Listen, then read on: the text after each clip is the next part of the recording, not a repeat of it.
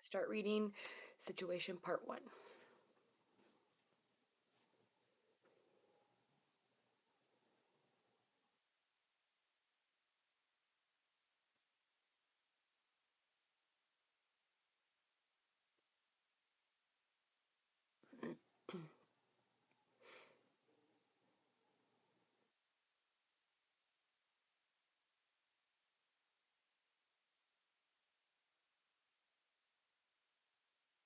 Oh, um, this seems great that, well, maybe not 1 week before you get this, or that you need to do the assignment, that you are getting um, the information. It seems like it would be great if you could get that sooner in advance. I wonder if there are if there was a reason why it was only 1 week in advance, or perhaps later down the road, a couple years. Oh, you completed your MA last year. Um, so I don't know if that would be considered enough time to prepare fully. For the first session, I would say I would take as much time as I possibly could to prepare during that 1 week before the first class starts. Deaf students and team interpreters whom you'll be working. Um, then I would definitely come with some questions that I would hope to be answered during the first class. And if they aren't answered just naturally through the course, then I would ask them explicitly of either the professor or because what do they say? It's doing 2 ongoing undergrad courses that meet once per week, 3 hours each session. It seems like, oh, sorry, um, there's probably a lot of material that they're going to cover in the 3 hours. I would want to know if it is more of a lecture structure or if they're going to be doing group activities. I was saying during the first class, I would get there early for sure. I would communicate with my team member about if they have any prior knowledge or experience in the information that's being covered, in the course material that's being covered, and what their comfortability is, and let them know where I'm at in regard to knowing the material. I would also, if I knew, I probably wouldn't have known the deaf students, or maybe if I've been post-secondary, you will begin working at a local. Okay, so I likely don't know the deaf students, but I'll have access to my team, who my team is, so that's a resource to tap into ahead of time. And then speaking with the professor ahead of time, maybe emailing the professor if I have any questions ahead of time before the course starts, asking if there's any additional information that may have been left out of the resources that were given to me because they may have been given by either the university or an agency that, I don't know if if you're a staff interpreter. Well, anyhow, basically I would just reach out to as many people as possible ahead of time to be able to prepare as much as possible ahead of time.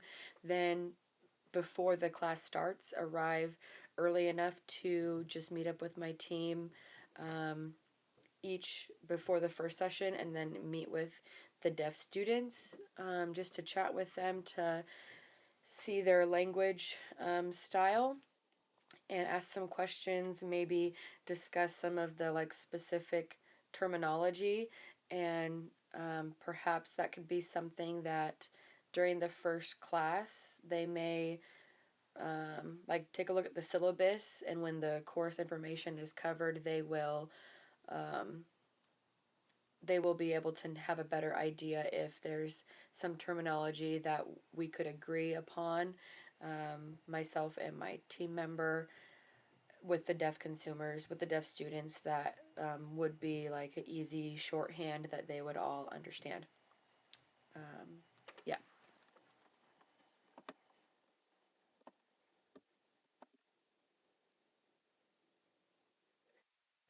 It is the same deaf students for both classes. Okay.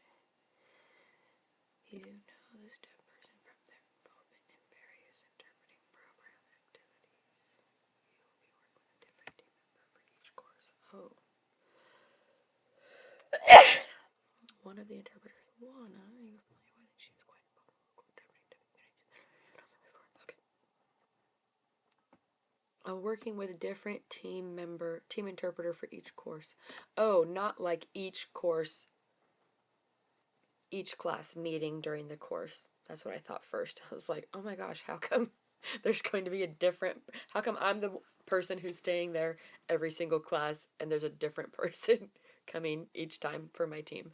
That makes more sense. So the students are the same, but the interpreter on my team is different for one course versus the other.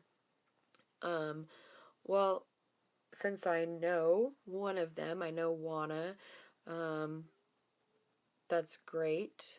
And now that I know this deaf person from their involvement, um, oh, it's one student. So I think that's great that um, we know each other already, me and the deaf student.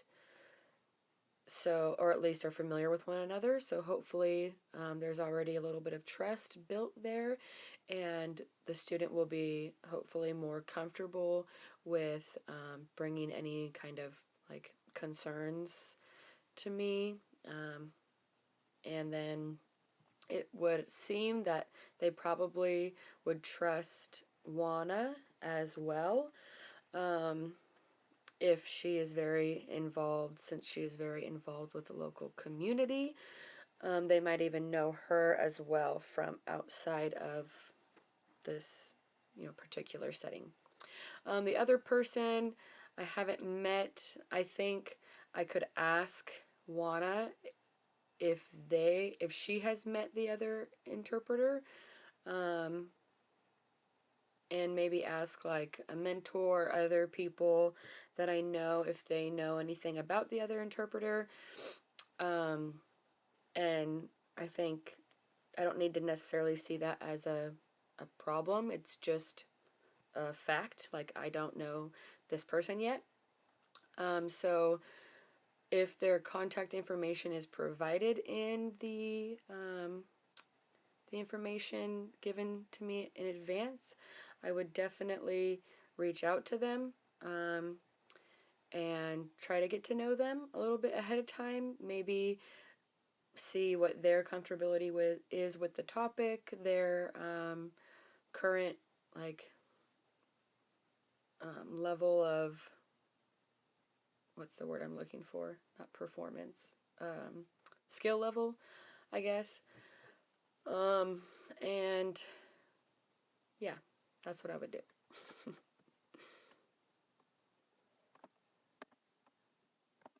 Yes, I am ready. Okay.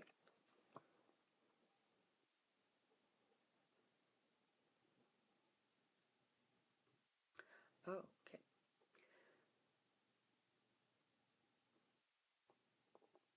Oh, did I miss some of the instructions that I was just supposed to read the other two slides and then respond to this prompt? Okay. Well, I have thoroughly responded to prompt number one during the first two slides. So I think we can move on. Um,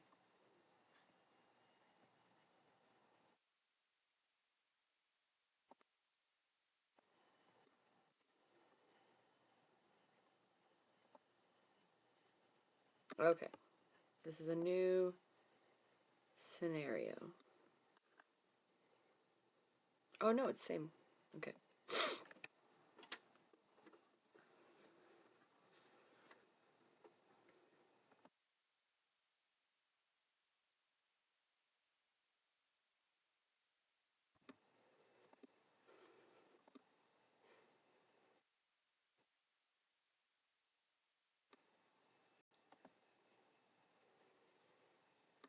Oh, you didn't know any basic information about the other interpreter until that night. Okay.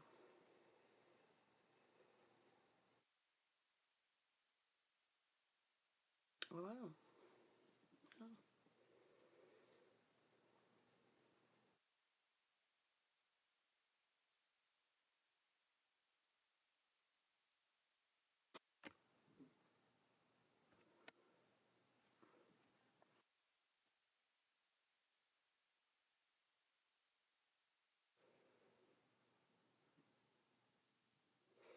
10 minutes.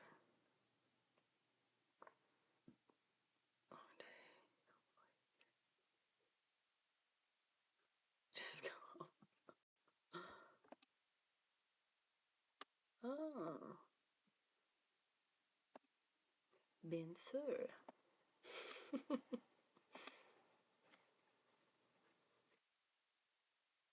What are you thinking? What will you say to Leona? Okay.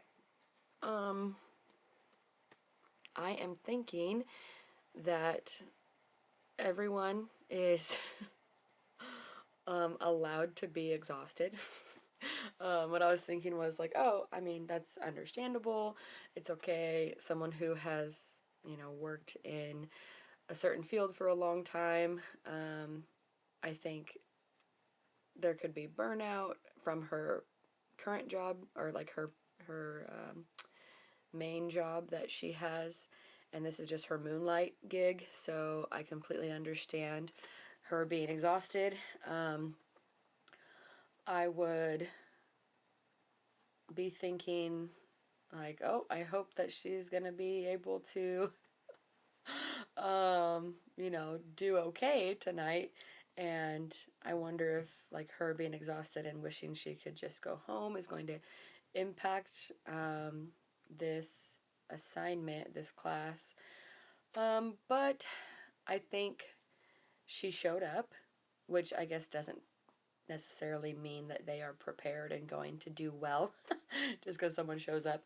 But she has been an interpreter for 20 years, so I think that says a lot that she's actually had longevity in the field.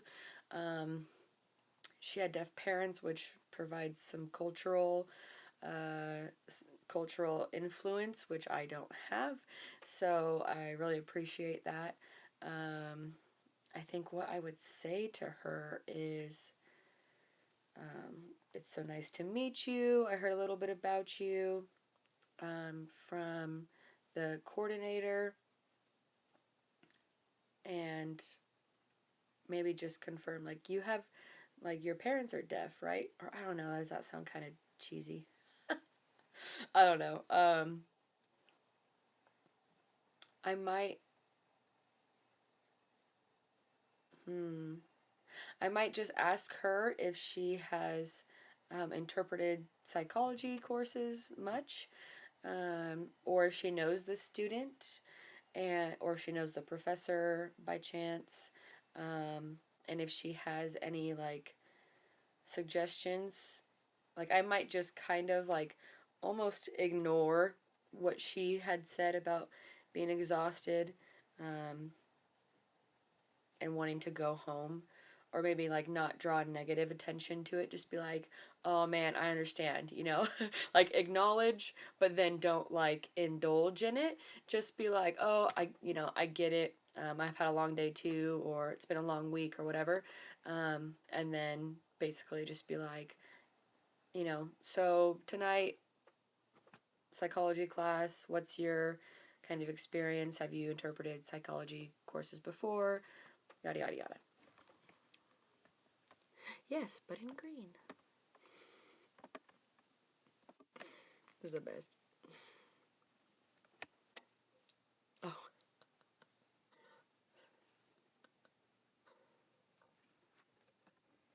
preferences.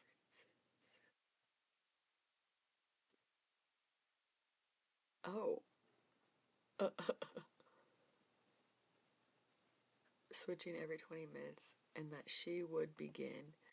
Oh man.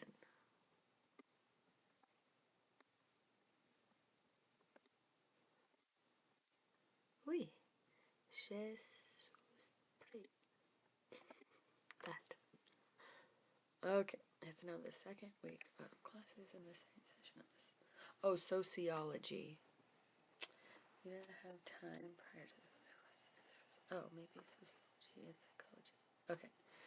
Second week of the class, the second session.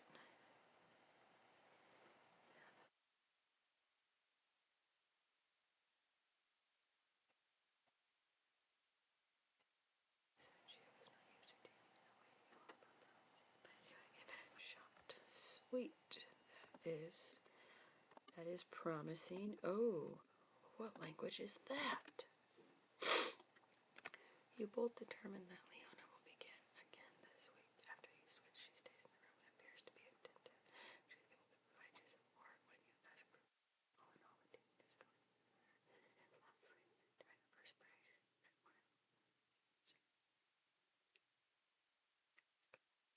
break.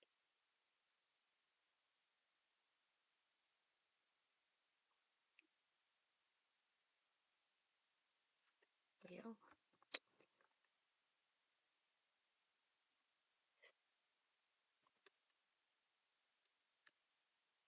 What are you thinking? You responded to Leona and was instantly interested to reply this way. Okay. I'm thinking it would not be the end of the world. 40 minutes to me right now sounds like a lot, but maybe 1 year out of the program, it wouldn't be horrible. Um, I know, like, it's almost like a standard to be 20 minutes, but I would also be thinking about how I would hope this is not a pattern, but also how, you know, I could potentially have a situation that comes up and I would need to leave. Um, so I think I would extend like a lot of understanding the first time and just hope that it doesn't become a pattern. And if it did in the future, then I would say something more, be like more assertive, I think, and more like probing of like is everything okay? Like what's going on? Is this something like would it be do you think that we should be like finding someone else to do this assignment which could be like confrontational or like difficult to propose in itself if someone's like, well, I need the money, you know. So that's what I'm thinking. How will I respond? Um, man, I I'm like don't want to be too passive, I guess, but also I think like it may not be that big of a deal. So I would probably just say like, okay, you know, I understand things happen. I appreciate you letting me know as soon as possible. And I appreciate your compromise of interpreting longer so that I would have a longer break. Um, so, yeah, that's what I would say. I kind of, I guess, influencing my decision I brought up before. So, yeah, just having understanding and grace and knowing that it may not be as big of a deal. Uh, yes, in purple. Excuse me. Okay.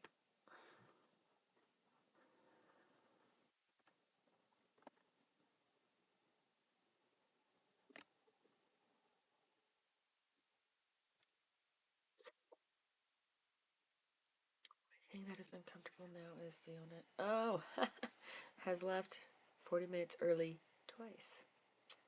I was wondering if that was going to happen. Again, this week, Leona says that she needs to leave early. She lets you know that she has another interpreting job, that she must leave early from the university in order to arrive at the other job on time. Okay.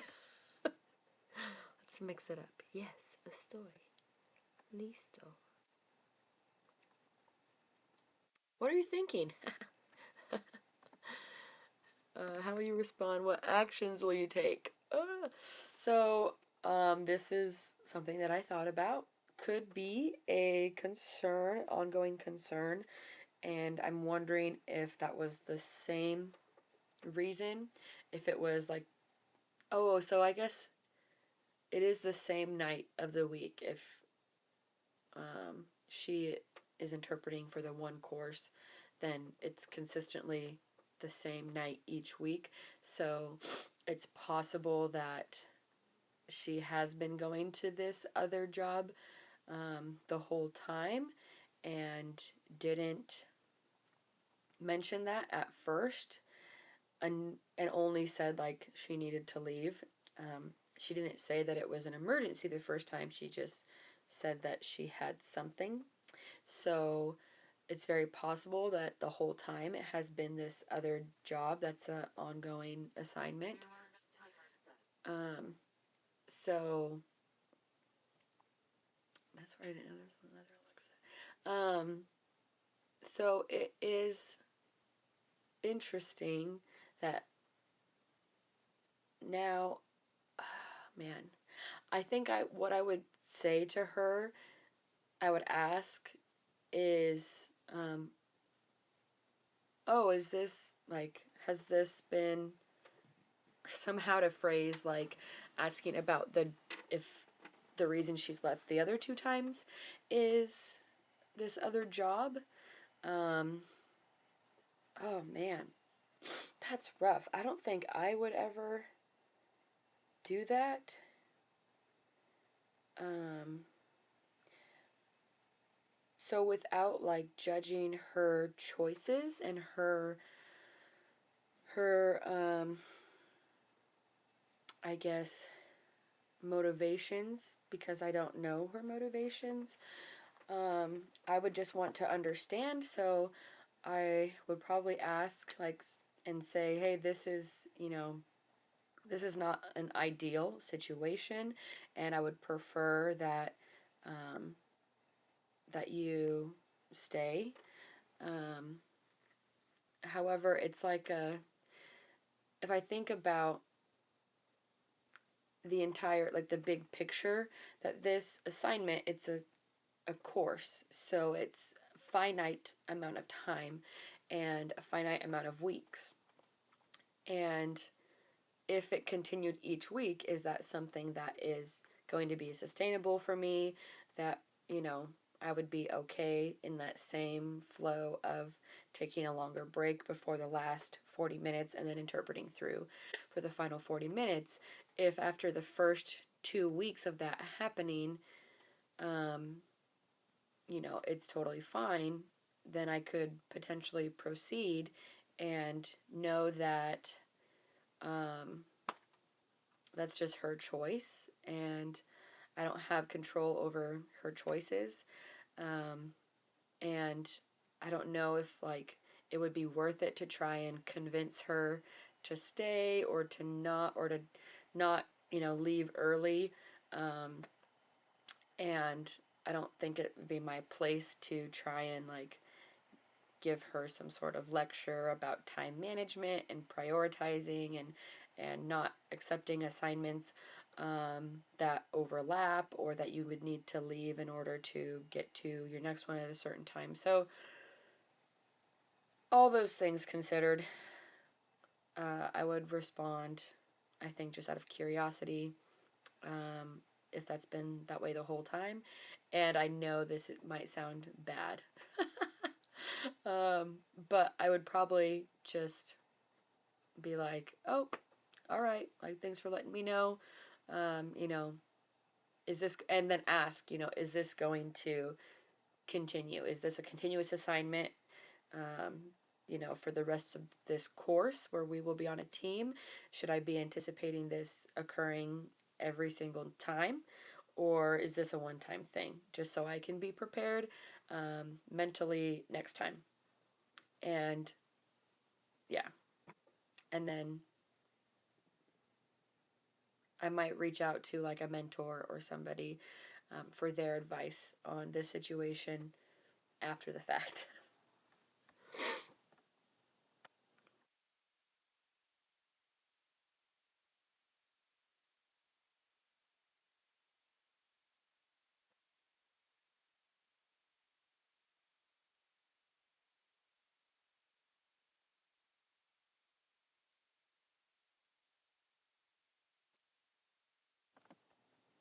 Oh,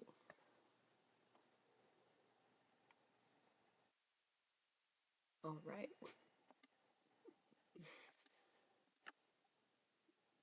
What are you thinking? uh,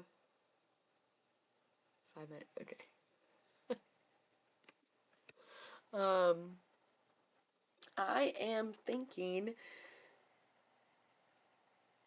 that she is obviously frustrated, um, and has experience working with her in the past, and she is comfortable expressing that frustration to me because we have now 8 weeks, I guess, we've been a team 8 weeks in a row, and she's been helpful to me. However, I personally don't think that's very appropriate to be sharing with a novice interpreter, um, and just like sharing your opinion about someone else's professional etiquette um, is something that I would avoid. But again, I don't have any control over what Juana says. Um, so I'm, just kind of shocked initially. And then how would I respond to Juana? Um, I would not fuel that fire. Um, and I would consider how to honor both Juana and Leona. Um, I would not say that she's been leaving, and that she has another job that is overlapping. Um, I would probably just say, like, be honest, like, oh, it's going all right. Um, the first week was a little bumpy, but we were able to, like, discuss how to team and maybe even share something that would kind of frame her in a more positive light, something that is true. Like, she said that she had not, I don't know if I would, so I kind of hesitated because I don't know if I would share something that Leona shared with me. um, it seems minuscule, like how she said that she had not done teaming like that before, but she was willing to try it, you know um, and so I think that that's not too, like, not really personal for me to share with Juana and say, well, it was a little bumpy, but we had a good conversation about our teaming strategy, and I asked for like some additional support since I am more new to the field, and she said she hadn't really done that before on a team, but she was willing to help me, so I really appreciated that. Um, yeah, probably something like that. And then I would not ask. Well, I might. I don't think I would ask for Juana to elaborate anymore or ask any more questions. She might volunteer information herself, but I don't know. I might. Yeah, I don't think I would. I would not. Here's what I would do. I would not ask any further questions in the moment, because knowing, unless the class is only 8 weeks long, um, I would see her again. So in the meantime, before we come back to another class, I would reach out to a mentor, and kind of just process with them the situation and see what their thoughts are on the whole situation, and if I should, or if I should consider even asking Juana to elaborate what she means, to see if there would be any kind of like beneficial insight for me in terms of working with Leona in the future. Yeah. Get me there. Okay. All right. Okay, what values do you notice in playing your decisions in situations? Okay. I learned about myself. Oh man. I I think it sounds like, to me, I'm learning, like, I used to be an internal processor all the time. Um, and I think a lot of that came from fear of being wrong, fear of failure, fear of all sorts of stuff. So I definitely wouldn't process with other people. And then because I was by myself and there was no one to listen to me, I wouldn't talk out loud. I would just mostly journal or just think a lot. I was thinking, I mean, we're all thinking all the time, but I think I have learned even more so now, for like, thinking out loud for 30 minutes straight, that it is super like huge for me to be able to do this and not really be. I mean, I think a couple times I was like, I know it sounds kind of, just just say something or other, um, but I'm not like, terrified of what you will think of me, um, based on what I say. So what do I notice? I guess, learned about myself is that I can externally process and learn, that there's like really good benefits to that internally processing and externally processing are different, and they're both beneficial. Um, so what values do you notice at play?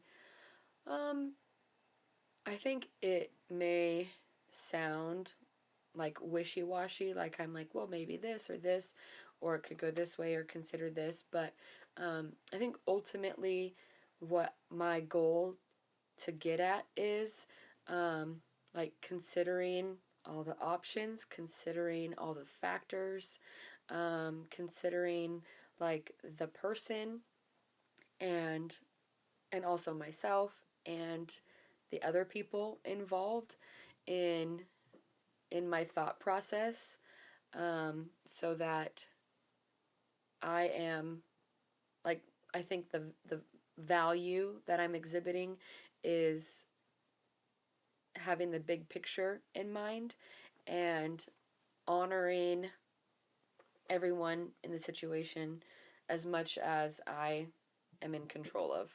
Um, so I think taking all those things into consideration really shows the thoughtfulness and the intent to honor and respect everybody involved.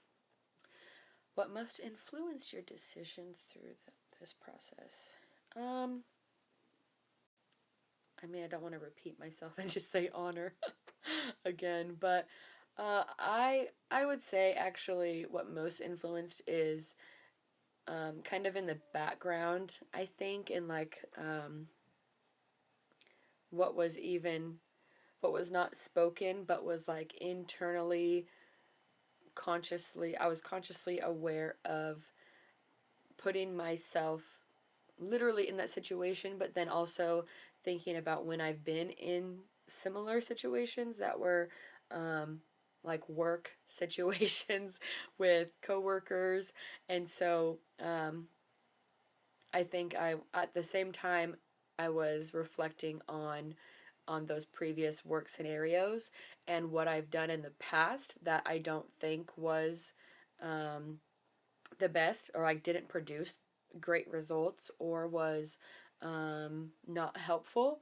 And so I was kind of using those memories to help promote like a better outcome and contrast what I had done with what I was saying in my brain.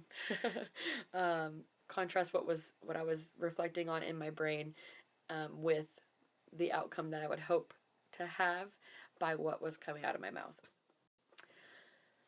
In the future, professional and ethical growth. Um, I think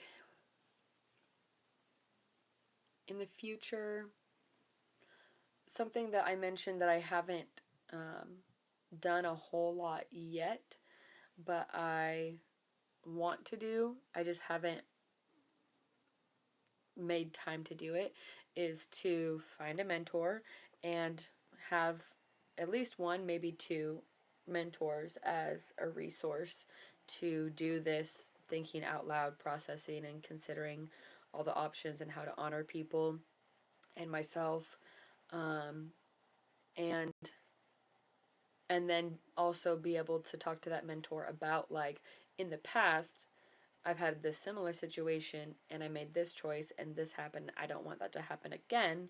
So, but obviously, this is a different situation. These are different people. They have different emotions and whatnot. Um, but I think it's still effective to use the past to help us prepare for the future. So, maybe even like intentionally recalling some of those situations and going through that process with a mentor or someone else that I trust.